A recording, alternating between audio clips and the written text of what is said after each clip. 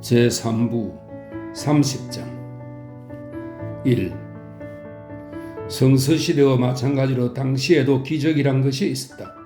일주일 뒤 포도자동차 한 대가 들들거리는 소리를 내며 킹시티 중심가에 나더니 우체국 앞에 멈춰섰다. 운전대에는 애덤이, 그 옆에는 리가, 그리고 뒷좌석에는 두 소년이 몸을 꼿꼿이 세운 채 의젓하게 앉아 있었다. 애덤이 자동차 바닥을 내려다보았다. 네 사람이 입을 모아 합창을 했다. 브레이크를 밟고 휘발유를 올리고 스위치를 끈다. 작은 엔진이 소리를 내더니 멈추었다. 애덤은 기운이 빠지긴 했지만 뿌듯한 마음이 들어서 잠시 동안 등을 기대고 앉아 있다가 밖으로 나왔다. 우체국장이 금빛 창살 틈으로 밖을 내다보았다. 당신도 그 빌어먹을 놈의 차를 샀구려? 시대에 맞춰 가야지요. 애덤이 말했다. 트레스컷이 내 장담하는데 앞으로 때가 되면 말을 보기 힘들 겁니다. 아마 그렇겠죠. 시골 풍경도 달라질 거요. 여기저기서 덜덜거리는 소리가 나니 말입니다. 여기서도 그걸 느껴요. 편지를 찾으러 일주일에 한 번씩 오던 사람들이 이제는 매일 와요. 하루에 2번 올 때도 있지 뭡니까? 빌어먹을 놈의 카탈로그가 올 때까지 기다리지 못하고 돌아다니는 거지요. 가만히 있지를 못하고 늘 돌아다니는 겁니다. 그가 어찌나 질책을 하든지 애덤은 그가 아직 포도를 사지 않았다는 것을 알 수 있었다. 시기심에 부하가 치밀어서 그러는 모양이었다. 나는 사지 않을 거요. 우체국장의 이 말은 그의 부인이 자동차를 사자고 졸라대고 있다는 뜻이었다. 채근을 하는 쪽은 여자들이었다. 자동차는 사회적 지위를 나타내는 것이기도 했다. 우체국장은 화가 나서 편지함에서 편지를 뒤적이다가 긴 편지 봉투를 던졌다. 병원에서나 봅시다. 그가 심술궂게 말했다. 애덤은 그에게 미소를 지으며 편지를 받아들고 나왔다. 편지를 받아본 적이 거의 없는 사람은 편지를 가볍게 뜯는 법이 없다. 무게를 가늠해보고 봉투에 적힌 발신자의 이름과 주소를 읽고 필적을 살피고 소인과 날짜를 확인한다.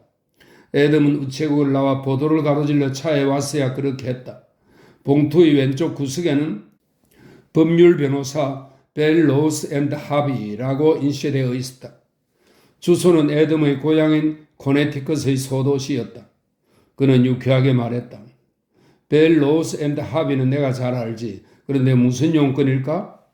그는 봉투를 자세히 들여다보았다. 내 주소를 어떻게 알았지? 그는 봉투를 뒤집어 뒤를 보았다. 리가 그를 바라보고 미소를 지으며 말했다. 내용을 읽어보면 아실 텐데요.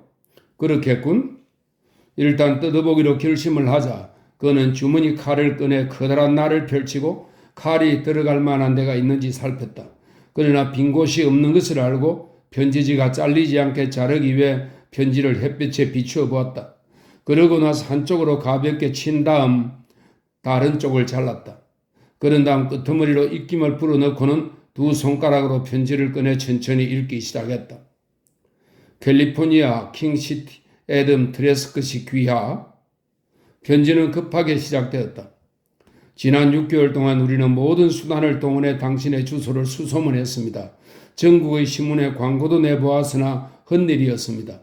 지방 우체국장이 당신이 동생에게 보낸 편지를 우리에게 회송했을 때에야 당신의 거처를 확인할 수 있었습니다.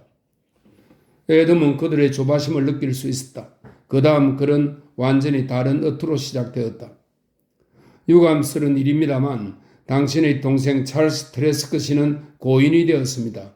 그는 2주 동안 폐병을 앓다가 10월 12일에 세상을 떠났습니다. 시신은 오드펠로스 묘지에 안치되어 있습니다. 묘비는 없습니다. 당신이 이 슬픈 일을 맡아서 처리하리라 믿습니다. 애덤은 깊게 숨을 들이쉬고는 그 대목을 다시 읽었다. 그러고는 한숨 소리가 나지 않도록 천천히 숨을 내쉬었다. 내 동생 찰스가 죽었어. 안 됐습니다. 리가 말했다. 칼이 물었다. 그분이 우리 삼촌이에요? 찰스 삼촌이란다. 애덤이 말했다. 제 삼촌도 되지요? 아론이 물었다. 물론이지. 삼촌이 있었는지 몰랐어요. 무덤에 꽃을 가져다 놔야겠어요? 에이브라가 도와줄 거예요. 기꺼이 도와줄 거예요. 아론이 말했다.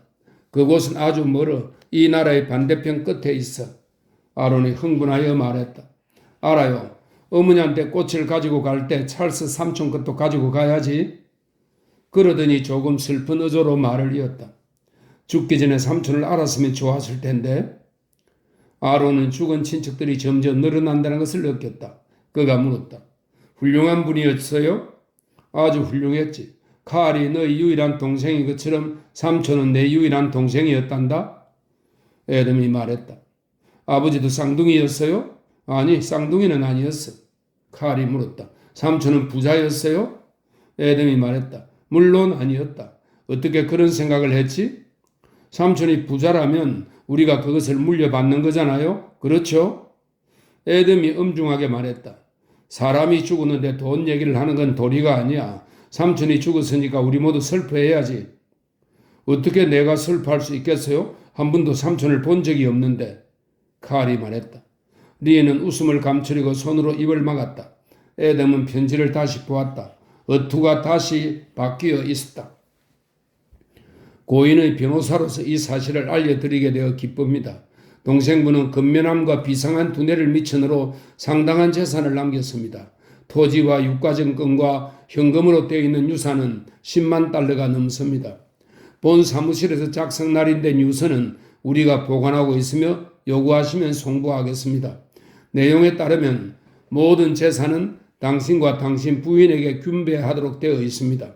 당신의 부인이 사망한 경우 모든 재산은 당신에게, 당신이 사망한 경우에는 당신 부인에게 물려주도록 되어 있습니다. 편지를 보건대 당신이 생존하고 있기에 축하를 보냅니다. 충실한 대리인 벨 로스 앤드 하비, 조지 하비, 썸. 그리고 편지 끝에 휘갈겨 쓴 글이 있었다. 친애하는 에덤에게 잘 살 때 충실한 대리인들을 잊어버리지는 말게. 찰스는 한 푼도 낭비하지 않았어.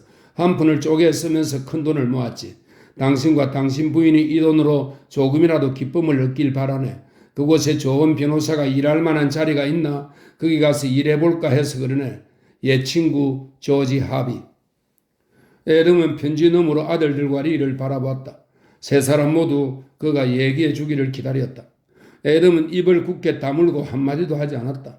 그러더니 편지를 접어서 봉투에 넣고 안주머니에 조심스럽게 집어넣었다. 무슨 복잡한 일이라도? 리가 물었다. 아니야. 안색이 안 좋으셨어요. 아니야. 동생 때문에 슬퍼서 그래. 에덤은 마음속으로 편지의 내용을 정리하려 했으나 둥지에 알을 낳으려는 암탉처럼 불안했다. 그래서 혼자 있을 때 신중하게 생각하기로 했다. 그는 자동차 안으로 들어가 기계장치를 멍하니 바라보았다. 순서가 하나도 기억나지 않았다. 리가 물었다. 도와드릴까요? 이상하군. 뭐부터 시작해야 하는지 도무지 생각이 나질 않아. 에덤이 말했다. 리와 소년들이 부드럽게 말했다. 스파크는 올리고 휘발유는 내리고 배터리에 스위치 넣고. 아, 참, 그렇지. 코일통에서 벌소리 같은 것이 크게 들리는 동안 에덤은 크랭크를 걸고 스파크를 올리고 자석 발동기에 스위치를 넣었다.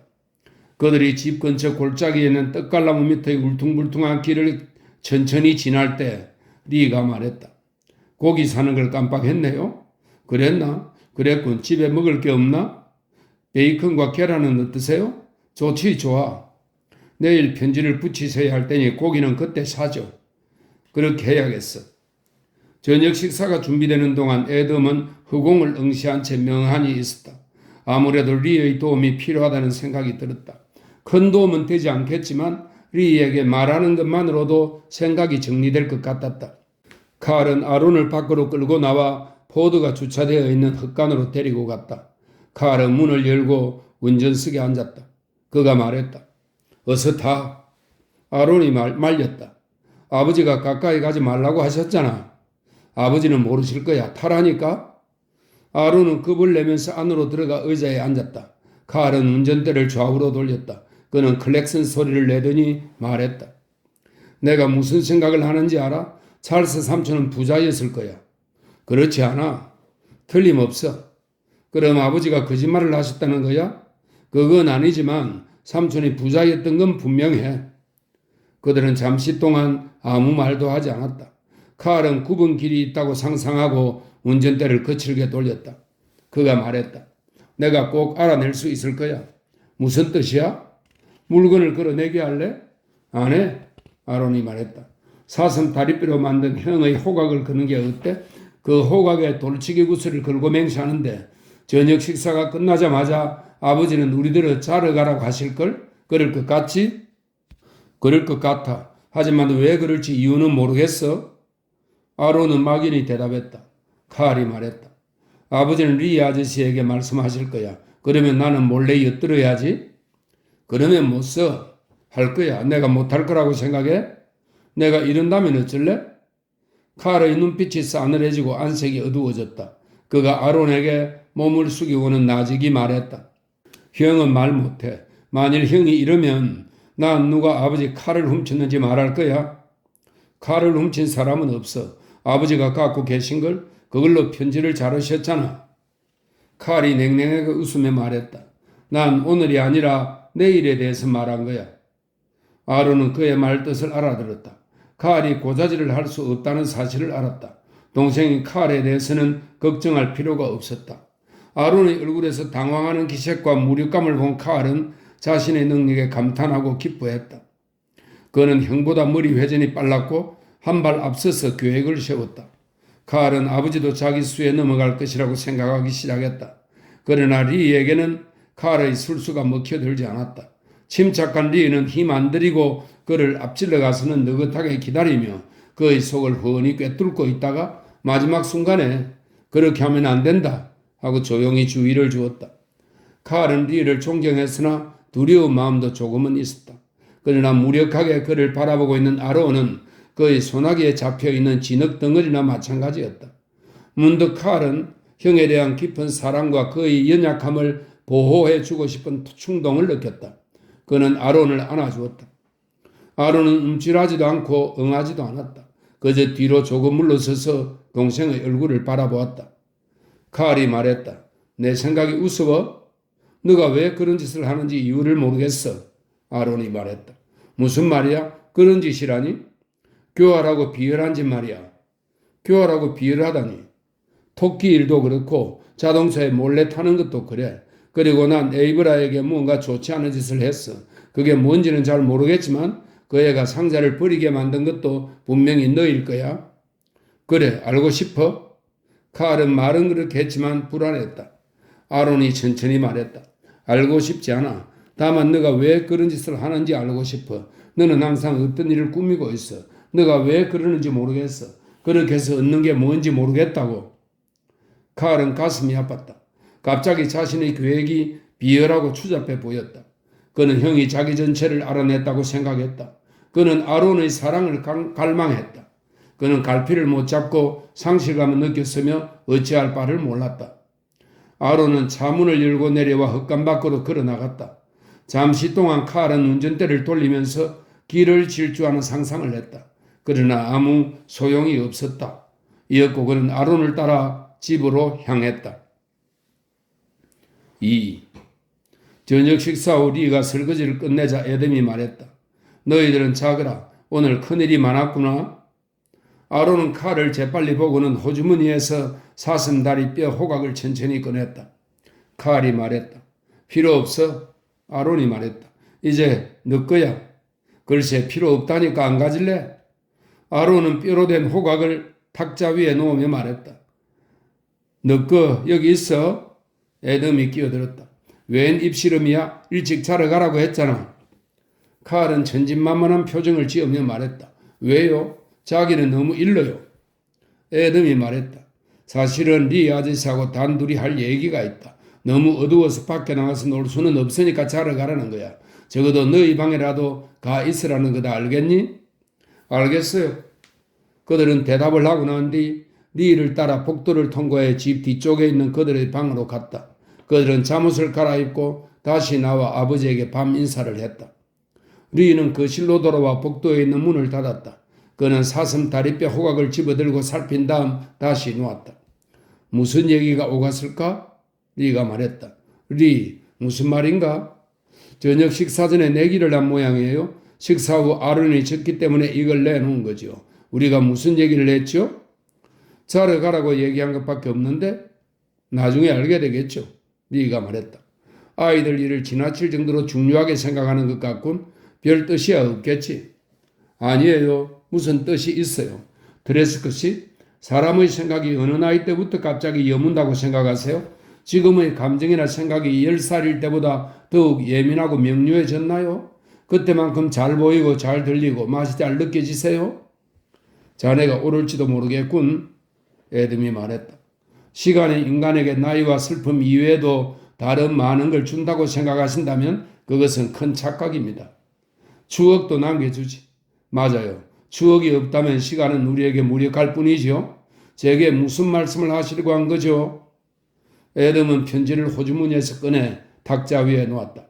이 편지를 차근차근 읽어보게. 그런 다음에 얘기를 하세요. 리는 독서용 안경을 꺼내 썼다. 그런 다음 램프 밑에서 편지를 읽었다. 에덤이 물었다. 어때? 여기에 변호사가 일할 만한 자리가 있나요? 무슨 뜻인가? 알았네. 농담을 하는 거지? 아닙니다. 농담을 하는 게 아닙니다. 세상에 알려지지 않은 깍듯한 동양식 예법대로 제 의견을 말씀드리기 전에 당신의 의견을 알고 싶다는 뜻입니다. 진심인가? 진심입니다. 동양식 예법은 집어치우겠습니다. 나이를 먹을수록 심술이 생깁니다. 참을성도 적어지고요. 중국인 하인들은 전부 나이를 먹을수록 충성심은 그대로이지만 인색해진다는 얘기를 듣지 못하셨습니까? 자네 감정을 언짢게 하고 싶지는 않네. 괜찮습니다. 이 편지 이야기를 하고 싶으시죠? 그럼 말씀하십시오. 그러면 정직하게 내 의견을 말씀드릴 수 있을지 아니면 당신의 의견을 재확인시켜 드리는 것이 좋을지 알게 될 테니까요. 편지를 이해할 수가 없네. 에덤이 힘없이 말했다. 동생을 잘 알고 계시잖아요. 당신이 편지를 이해하지 못하면 그분을 한 번도 본 일이 없는 제가 어떻게 이해를 하겠습니까? 에덤은 일어서서 복도문을 열었으나 그 뒤로 숨어버린 그림자는 못 보았다. 그는 자기 방으로 가서 퇴색한 갈색 음판 사진을 들고 나와 리 앞에 있는 탁자 위에 놓았다. 이것이 내 동생 찰스네. 그는 다시 복도로 가서 문을 닫았다. 리는 반사가 되어 잘 안 보이는 반짝이는 사진을 램프 밑에서 이리저리 움직이며 살폈다. 오래된 사진이야. 내가 입대하기 전에 찍은 거니까? 에덤이 말했다. 리는 사진 쪽으로 몸을 바짝 숙였다. 알아보기 힘든데요. 하지만 표정을 보니 유머 감각은 별로 없겠군요. 전혀 없지. 생전 웃지를 않았으니까. 에덤이 말했다.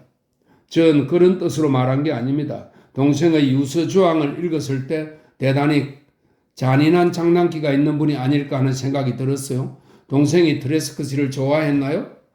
모르겠어. 가끔 그 애가 나를 좋아한다고 생각하기도 했지. 하긴 언젠가 나를 죽이려고 한 적도 있었지만 리가 말했다. 그렇군요. 사랑과 살이 두 가지가 얼굴에 쓰여 있군요. 그 두 가지가 그를 인색한 사람으로 만들었어요. 인색한 사람이란 돈이라는 요새 속에 숨어있는 겁쟁이죠. 그분이 당신의 부인을 알고 있었나요? 그랬지. 그가 부인을 사랑했나요? 미워했어. 리는 한숨을 지었다. 그건 중요하지 않습니다. 그게 당신의 문제는 아니지요? 아니, 그건 상관없어. 문제를 덜추어 생각해보고 싶으세요?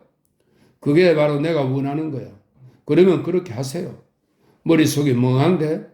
그러면 당신 대신 제가 카드를 꺼내볼까요? 간혹 제3자는 그렇게 할 수가 있거든요. 그게 바로 내가 바라는 걸세. 그러면 좋습니다. 갑자기 리가 중얼거리더니 놀란 표정을 지었다. 그는 여비고 작은 손으로 자신의 둥근 턱을 잡더니 말했다. 저런 그 생각을 못했네요. 에덤은 불안하게 몸을 움직이며 짜증 섞인 투로 말했다. 뜸들이지 말고 빨리 얘기해 주게. 리는 호주머니에서 담뱃대를 꺼냈다. 길고 가느다란 흑단나무에 작은 컵 같은 노쇠 대통이 달린 것이었다. 그는 머리카락처럼 잘게 선 잎담배를 골무 모양의 대통에 채우고 불을 붙인 다음 길게 네모금 빨고 나서 불을 껐다. 아편인가? 아니에요. 싸구려 중국산 잎담배입니다. 맛이 고약하지요. 그러면 왜 피우나? 모르겠어요. 이걸 피우면 무언가가 생각나요. 생각이 명료해지죠. 그다지 복잡한 건 아니지만요. 리의 눈이 반쯤 감겨 있었다. 그가 말을 이었다. 그럼 좋습니다. 드레스컷의 생각을 계란국수처럼 뽑아서 햇빛에 말리도록 하지요. 그 여자는 여전히 당신의 부인이고 아직도 살아 있습니다. 유언에 따르면 그녀는 5만 달러 이상을 유산으로 받게 되어 있어요. 그 액의 돈이죠. 그 돈이라면 좋은 일이든 나쁜 일이든 얼마든지 할 수가 있죠. 만일 동생이 그 여자가 어디에서 뭘 하고 있는지 안다면 그래도 그 여자에게 돈을 남겨주려고 할까요? 법정은 항상 유언자의 의사에 따르죠. 동생은 그걸 원치 않을 걸 애덤이 말했다. 그러고 나서 그는 찰스가 술집 위층에 있던 여자들을 주기적으로 찾아가던 일을 떠올렸다. 당신은 동생의 생각을 헤아려 보셔야 할 겁니다. 부인이 하는 일은 좋은 일도 나쁜 일도 아닙니다. 성자는 어떤 토양에서도 나올 수 있으니까요. 어쩌면 그 여자는 이 돈으로 어떤 선한 일을 할지도 모릅니다. 양심에 걸리는 게 있을 때 자선을 베풀면 그나마 위로가 되는 법이니까요. 애덤은 몸서리를 쳤다. 그 여자가 돈이 있다면 무엇을 할 생각인지 나에게 말해주더군. 자선은 그냥 살인에 가까운 짓을 하려고 들었어. 그러면 그 여자에게 돈을 주어서는 안 된다고 생각하시겠군요. 살리나스에 있는 많은 유명인사들을 파멸시켜 버리겠다고 했어. 그러고도 남을 여자야. 알겠어요. 이 문제를 객관적인 시각으로 볼 수 있어서 기쁩니다. 명사들이라고 치부가 없겠습니까? 그래서 더 이상 그 여자들에게 돈을 줄 수 없다는 거죠? 그렇지. 그럼 이 점을 생각해 보세요. 그 여자는 이름도 든든한 배경도 없습니다. 장년은 의지할 때라고 넘는 신세이죠. 그 여자가 이 사실을 안다 하더라도 당신의 도움 없이는 돈을 요구할 수 없을 겁니다. 나도 그렇게 생각하네. 그렇지. 내 도움 없이는 돈을 요구할 수 없겠지. 리에는 담뱃대를 꺼내 작은 양철 피인으로 재를 파낸 다음 다시 대통을 세웠다. 그는 담배 내모금을 천천히 빨면서 무겁게 내려앉은 눈꺼풀을 올리고 애덤을 살폈다. 대단히 미묘한 도덕적인 문제이군요. 허락을 하신다면 나의 영예로운 친척들에게 생각해 보라고 말씀드리고 싶군요. 물론 이름은 밝히지 않고요. 남자 애들이 개의 진드기를 잡듯이 그들은 그 문제에 대해 깊이 숙고할 것입니다. 그들은 분명 흥미로운 결과를 끌어낼 거예요. 그는 담뱃대를 탁자 위에 놓더니 말을 이었다. 하지만 선택의 여지가 없으시죠? 무슨 말인가? 그럼 당신은 제가 당신에 대해 알고 있는 것보다도 자신에 대해 더 모르신다는 겁니까? 어떻게 해야 할지 모르겠어. 생각을 많이 해봐야겠군. 리는 화를 내며 말했다. 시간만 낭비했군요. 당신은 자신에게 거짓말을 하고 계신 겁니까? 아니면 저에게만 거짓말을 하시는 겁니까? 나한테 그런 식으로 말하지 말게. 왜 안 됩니까? 저는 늘 기만을 싫어했어요. 당신이 어떻게 할지는 뻔합니다. 환히 보인다고요. 당신의 숨결에 나타나 있어요. 제 마음 내키는 대로 말하겠습니다. 저는 성질이 좀 괴팍하거든요. 용기도 있고요. 저는 고수의 귀쾌한 냄새와 훌륭한 사고가 뿜어내는 달콤한 향기를 고대하고 있습니다. 도덕적 갈림길에서 직면하는 경우 당신은 훈련받은 대로 행동할 겁니다. 소위 사고라는 게 그걸 바꾸어 놓지 못할 거예요. 당신의 부인이 살리나스의 장녀라는 사실도 상황을 바꾸지는 못할 겁니다. 애덤은 벌떡 일어섰다. 얼굴에는 노기가 등등했다. 그가 소리쳤다. 이제 떠날 몸이니 이렇게 무리하게 굴어도 된다는 건가? 돈을 어떻게 할지 아직 결정을 내리지 못했어. 리는 깊게 한숨을 쉬었다. 그는 양손으로 무릎을 짚고 왜소한 몸을 일으켰다. 그러고는 지친 듯이 걸어가서 앞문을 열었다. 그는 돌아서서 애덤에게 미소를 지었다. 거짓말쟁이. 그는 상냥하게 말하고는 밖으로 나가더니 문을 닫았다. 3. 칼은 어두운 복도를 살금살금 기어서 형과 함께 쓰는 방으로 들어갔다. 2인용 침대의 베개 위로 형의 머리가 보였으나 그가 잠들었는지는 알 수 없었다. 그는 아주 조용히 형의 옆자리로 들어가서 깍지를 껴 베개로 삼고 수많은 유색 밀입자로 구성된 어둠을 응시했다. 차양이 서서히 불룩해지더니 밤바람이 불어왔고 낡은 차양이 조용히 풀럭이며 창문을 때렸다. 잿빛 우람이 이불처럼 그를 뒤덮었다. 아론이 자신을 남겨두고 헛간에서 나가지 않았다면 좋았을 텐데 하는 생각을 했다. 그리고 방금 전에 복도 문 앞에 쪼그리고 앉아 엿들은 일을 뼈저리게 후회했다. 그는 어둠 속에서 입술을 움직여 마음속으로 기도를 했다. 그러나 그 말소리가 귓가에 들리는 것 같았다. 주여, 제가 아론처럼 되게 해주세요. 저를 비열한 사람이 되지 않게 해주세요. 비열한 사람이 되고 싶지 않습니다. 모든 사람들이 저를 좋아하게 해주시면 세상에 있는 걸 다 드릴게요.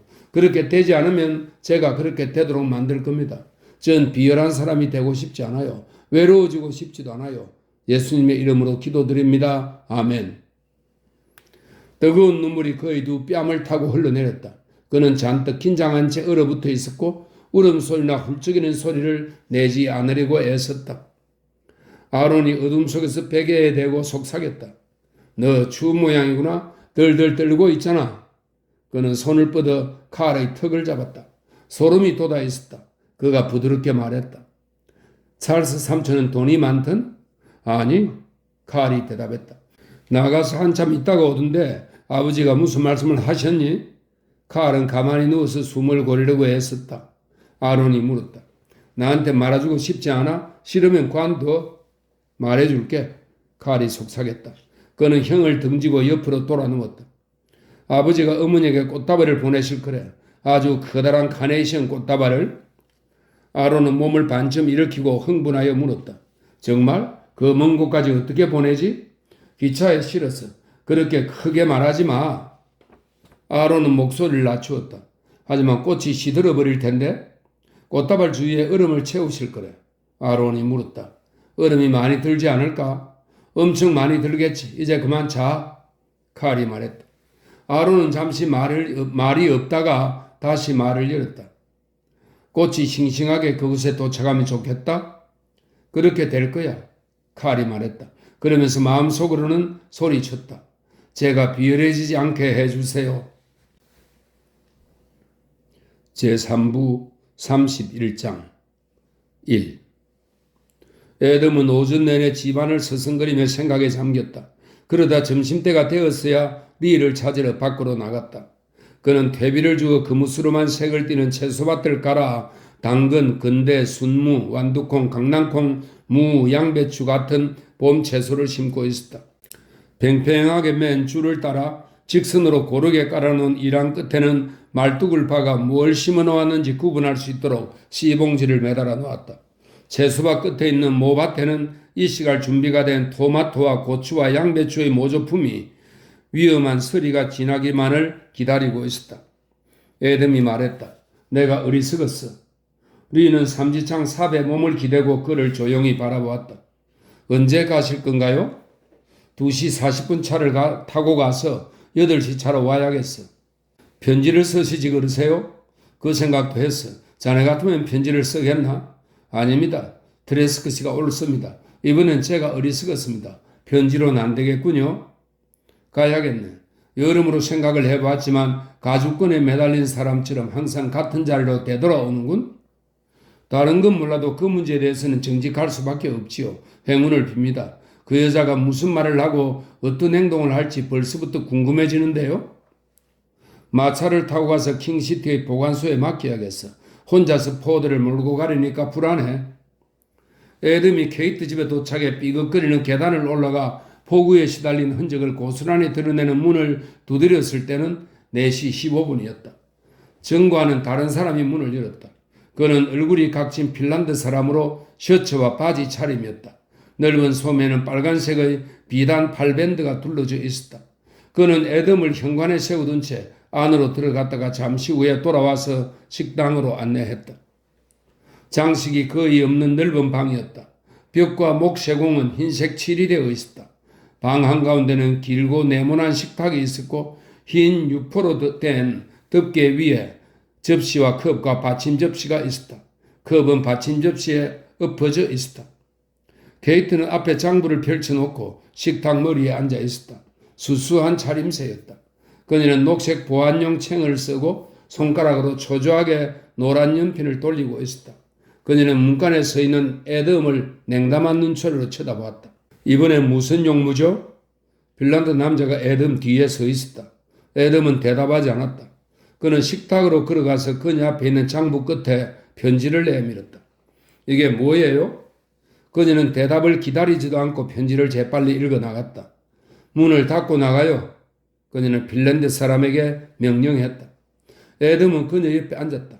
그는 접시를 밀어내고 모자를 내려놨다. 문이 닫히자 케이트가 말했다. 지금 농담하는 거예요? 아니지. 당신은 농담과는 거리가 먼 사람이지? 그녀는 곰곰이 생각하더니 말을 이었다. 당신 동생이 농담을 하고 있는지도 모르죠. 죽은 게 확실해요? 편지만 받았을 뿐이요. 내가 어떻게 하길 바라죠? 애덤은 어깨를 으쓱했다. 케이트가 말했다. 나한테 서명을 받아낼 생각이라면 그건 시간 낭비예요. 원하는 게 뭐예요? 애덤은 손가락으로 모자에 두른 검은 리본을 천천히 만졌다. 그 변호사 사무실 주소를 적어두었다가 당신이 직접 연락을 해보지 그래? 그 변호사한테 나에 대해 뭐라고 한 거죠? 아무 말도 안 했어. 찰스한테 편지를 쓸 때는 당신이 다른 도시에 살고 있다고 했어. 그것뿐이요. 그런데 그곳에 편지가 도착했을 때 찰스는 이미 세상을 떠난 뒤이었어. 그 편지는 변호사에게 전달되었고 그들이 편지를 써서 보낸 거요. 추신을 쓴 사람은 당신의 친구 같은데 당신은 그에게 뭐라고 편지를 썼어요? 아직 답장을 쓰지 않았어. 뭐라고 답장을 쓸 생각이에요? 똑같이 쓸 생각이요. 당신은 다른 마을에 산다고. 우리가 이혼을 했다고 쓰면 안 돼요. 이혼을 한 건 아니니까. 이혼했다고 쓸 생각은 없어. 나를 매수하는데 얼마의 돈이 드는지 알고 싶어요? 현금으로 45,000달러를 받겠어요. 안 돼요. 안 된다니 무슨 말이에요? 흥정을 할 수는 없어요. 흥정을 하자는 게 아니요. 편지를 읽었으니 당신도 나만큼 잘 알지 않소? 당신 마음대로 하시오. 언제부터 그렇게 위체동등했죠? 난 아무 걱정이 없으니까. 그녀는 투명한 녹색 책 밑으로 그를 빤히 쳐다봤다. 그녀의 짧은 곱슬머리가 녹색 지붕에 매달려 있는 등굴처럼 코 위로 늘어져 있었다. 애덤, 당신은 바보예요. 당신만 입을 다물었으면 내가 살아있다는 걸 아무도 몰랐을 거 아니에요? 나도 알아요. 안다고요? 내가 겁이 나서 돈도 요구하지 못할 거라고 생각했나요? 그렇다면 당신은 정말 바보군요. 애덤은 참을성 있게 말했다. 나는 당신이 무슨 짓을 하든 상관하지 않아. 그녀는 그를 보며 냉소를 지었다. 상관하지 않아요? 이런 말을 듣고도 그럴 건가요? 보안관 사무실에 연구 각서가 보관되어 있는데 어떤 내용인지 알아요? 만일 내가 당신의 성을 쓴다든지 아니면 내가 당신의 부인이라는 걸 인정하면 나는 이 군에서뿐만 아니라 이 주에서 쫓겨나게 된다는 거예요. 어때요? 구미가 당기나요? 구미가 당긴다니 무슨 말이요? 나를 쫓아내고 돈을 전부 가로채고 싶은 생각이 들겠죠? 난 내 발로 편지를 들고 왔소. 애덤이 참을성 있게 말했다. 그 이유가 궁금하군요. 당신이 무슨 생각을 하든 나에 대해 어떻게 생각하든 나는 관심 없어. 찰스가 유언으로 당신에게 돈을 남겨놓았어. 아무 조건도 제시하지 않았더군. 내 눈으로 유언장을 확인하지는 않았지만 동생은 당신이 그 돈을 갖기를 원했어. 당신은 5만 달러를 가지고 용의주도하게 술수를 쓰고 있군요. 그런다고 당신 뜻대로 될 것 같아요? 당신의 속셈이 뭔지는 모르겠지만 꼭 알아내겠어요. 내가 무슨 생각을 하는 거지? 당신은 똑똑한 사람이 아닌데 누가 당신을 조종하고 있죠? 그런 사람은 없어. 그 중국인 아닌가요? 똑똑하던데. 그는 나한테 아무 충고도 하지 않았어. 애덤은 아무 감정도 들지 않는 게 흥미로웠다.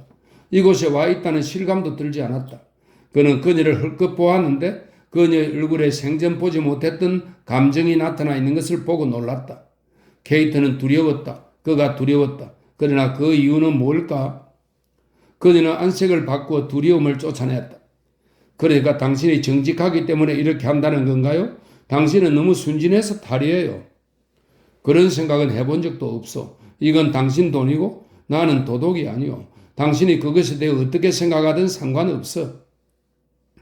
케이트는 보안용 챙을 머리 위로 밀어 올렸다. 당신이 순순히 내게 돈을 줄 거라고 내가 생각하기를 바라는군요. 당신이 무슨 꿍꿍이를 감추고 있는지 알아내고 말 거예요.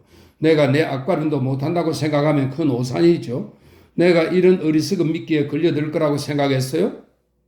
우편물을 어디로 보내면 되겠소? 그가 참을성 있게 물었다. 그건 알아서 뭐 하게요? 당신과 연락할 수 있는 주소를 변호사에게 알릴 작정이요. 그러지 말아요. 그녀는 회계장부 속에 편지를 넣고 표지를 덮고는 말했다. 이건 내가 보관하겠어요. 법적 조언을 받겠어요. 그렇게 안 한 줄 알아요? 이제 순진한 척 좀 그만해요. 마음대로 해요. 당신 몫은 당신이 가져요. 찰스가 당신에게 유언으로 그 돈을 남겼으니까 그건 내 것이 아니요.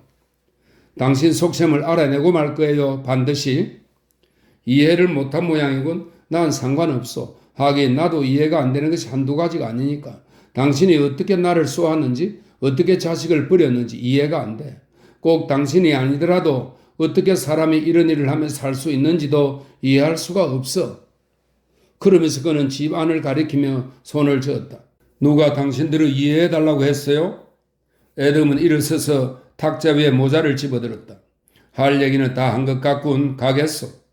그는 문 쪽으로 걸어갔다. 그녀가 뒤에서 소리쳤다. 꽁생은 양반 많이 변했네요. 드디어 여자가 생긴 모양이죠? 애덤은 멈춰서서 천천히 몸을 돌렸다. 그는 생각에 잠긴 눈빛으로 말했다. 전에는 미처 생각을 못했는데. 그는 그녀에게 가까이 다가가 그녀를 내려다보았다. 그녀는 고개를 젖혀 그의 얼굴을 올려다보았다. 그가 천천히 말을 이었다. 내가 당신을 이해하지 못한다고 말했는데 이제 생각해보니 당신이 이해하지 못하고 있다는 걸 알겠군. 공생은 양반, 내가 뭘 이해하지 못한다는 거죠? 당신은 인간의 추악한 면을 알고 있어. 나에게 그 사진들을 보여주기도 했지. 당신은 인간이 가진 서글픈 모든 약점을 이용하고 있어. 그리고 신은 인간에게 그런 면이 있다는 걸 알고 계시지. 누구나 다.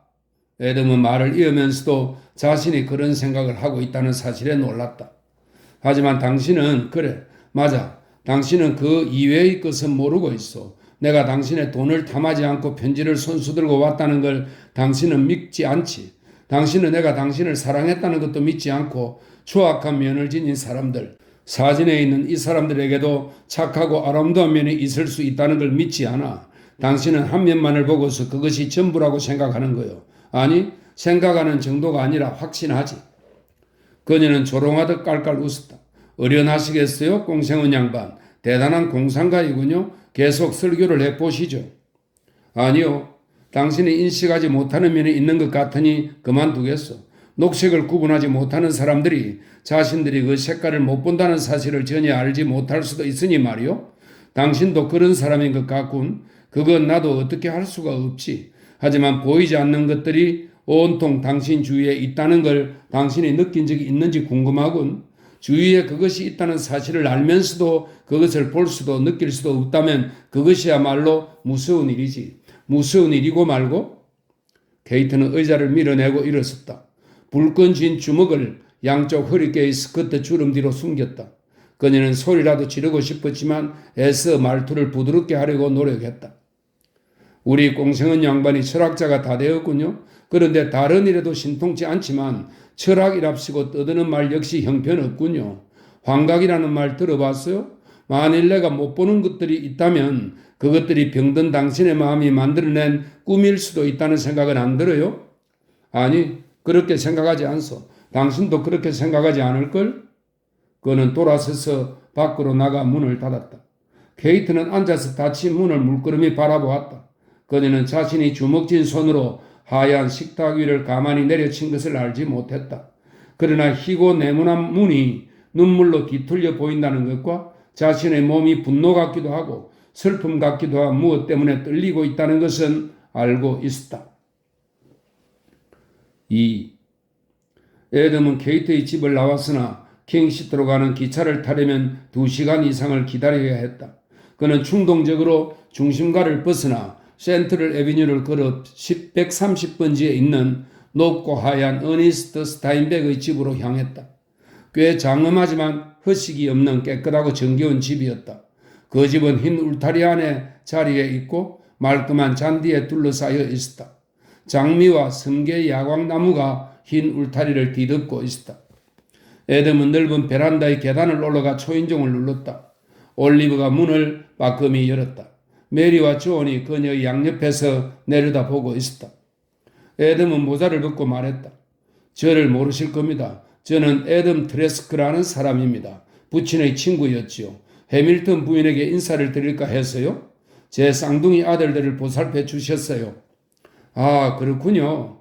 올리브는 문을 활짝 열고 말을 이었다. 말씀 많이 들었습니다. 잠깐만 기다리세요. 어머니 방을 따로 마련해 드렸거든요. 그녀는 넓은 복도에서 조금 먼 곳에 있는 문을 두드리며 소리쳤다. 어머니, 친구분이 오셨어요. 그녀는 문을 열고 라이자가 거처하는 쾌적한 방으로 애덤을 안내했다. 그녀가 말했다. 전 이만 실례할게요. 카트리나가 닭을 튀기고 있어서 봐줘야 하거든요. 존, 메리, 가자 어서. 라이자는 전보다도 더 작아 보였다. 그녀는 고리버들로 만든 흔들의자에 앉아 있었는데 전보다 많이 늙어 보였다. 그녀는 검은색 알파카로 만든 넓은 스커트를 입고 있었고 목에는 금색으로 어머니라고 새겨진 핀을 걸고 있었다. 침실 겸 거실용의 아늑한 방에는 사진과 화장품, 레이스 바늘꽂이, 솔, 빛, 생일과 크리스마스 때 받은 수많은 도자기와 은제품들이 가득했다. 벽에 엷은 색깔을 바탕으로 한 새 뮤울의 커다란 사진이 걸려 있었다. 사진 속의 그는 냉정하고 근엄한 얼굴을 하고 있었다. 깨끗한 정장 차림이었다. 생전의 모습과는 다른 모습이었다. 사진에는 생기 있게 반짝이던 눈빛도 무언가를 깊이 생각하다 기뻐하곤 하던 모습도 찾아볼 수 없었다. 사진은 두툼한 금박 액자에 넣어 걸려 있었다. 방 어디에 있어도 그 눈이 자기를 보고 있는 것 같아서 아이들은 그 사진을 보면 기겁을 했다. 라이자 옆에 있는 고리버들 탁자에는 앵무새 폴리의 세 장이 놓여 있었다. 그 안에 톰이 어떤 선원에게서 사온 앵무새가 있었다. 50살이나 되었다는 그 늙은 앵무새는 거친 생활을 한 탓에 선원들이 쓰는 쌍스러운 말을 입에 달고 살았다. 라이자는 녀석이 어렸을 때부터 입에 밴 우스꽝스러운 말 대신에 성가를 가르치려 했으나 성과가 없었다. 폴리는 머리를 갸웃거리며 애덤을 살피다가 뿌리 밑에 털을 앞발로 살살 긁었다. 집어치워 이 자식아.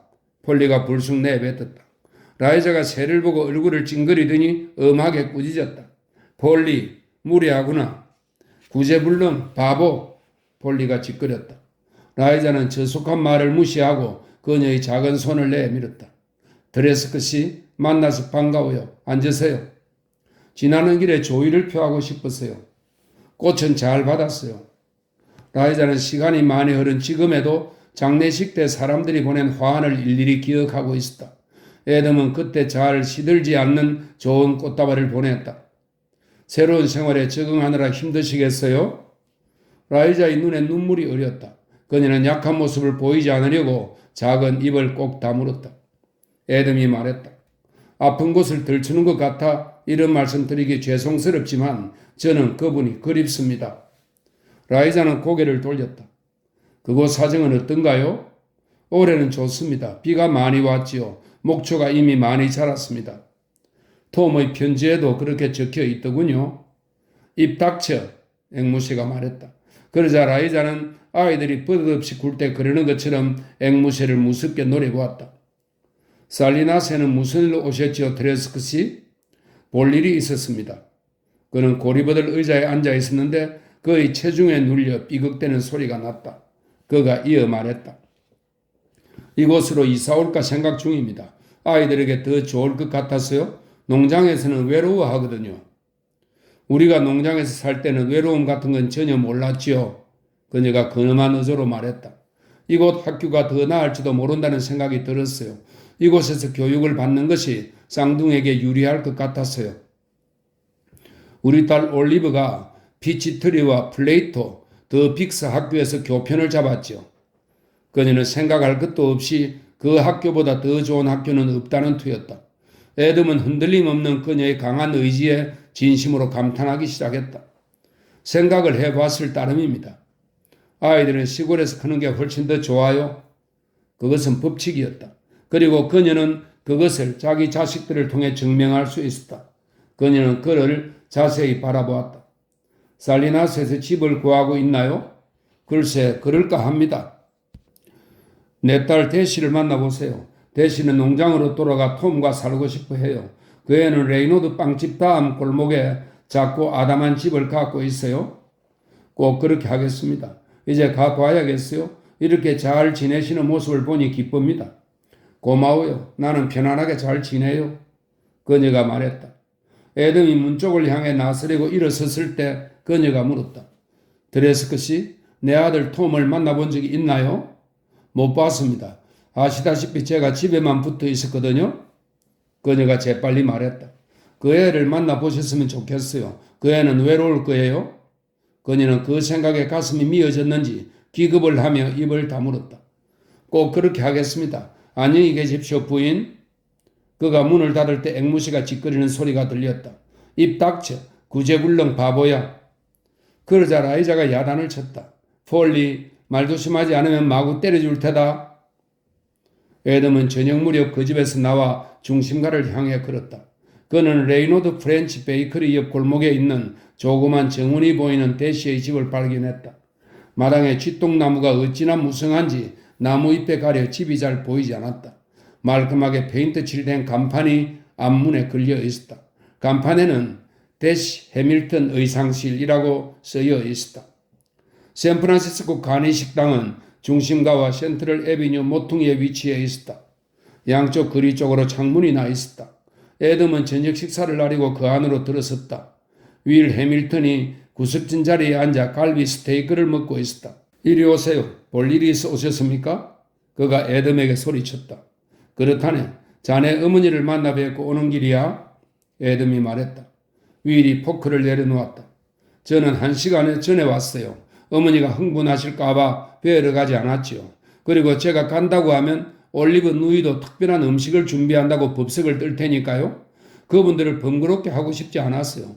게다가 갈 시간도 다 됐거든요. 스테이크를 주문하세요. 맛이 좋아요. 어머니는 어떠세요? 배짱이 두둑하시더군. 뵐수록 더 존경심이 생겨. 어머니는 그런 분이세요. 자식들이나 남편에게 어떻게 그렇게 분별력을 잃지 않으시는지 모르겠어요. 갈비 스테이크를 중간으로 익혀줘요. 애덤이 웨이터에게 주문했다. 감자는요? 아니, 프렌치 프라이로 줘요. 자네 어머니는 톰 걱정을 하시더군. 톰은 잘 지내나? 윌은 스테이크에서 비계를 잘라 접시 옆으로 밀어냈다. 걱정하실 만도 하지요. 톰에게 문제가 있어요. 요즘 을빠진 얼굴로 돌아다닌답니다. 그 애는 부친에게 많이 의지했던 것 같아? 지나칠 정도로 그랬죠. 너무 지나쳤어요. 쉽게 극복하지 못하는 것 같아요. 어떻게 보면 톰은 덩치 큰 어린애죠. 가서 그를 만나보겠네. 어머니 말씀이 대시가 농장으로 돌아가려고 한다는군. 윌은 나이프와 포크를 내려놓고 애덤을 바라보았다. 그렇게는 안 돼요. 제가 말릴 겁니다. 왜 안 되지? 윌은 핑계를 댔다. 글쎄요. 대신은 여기 사는 일도 잘 되고 벌이도 좋아요. 그걸 집어치우다니 말이 됩니까? 그는 다시 나이프와 포크를 집어들고 고기를 잘라내어 입에 넣었다. 나는 8시 기차로 돌아갈 생각이네. 저도 그럴 겁니다. 윌은 더 이상 말하지 않았다.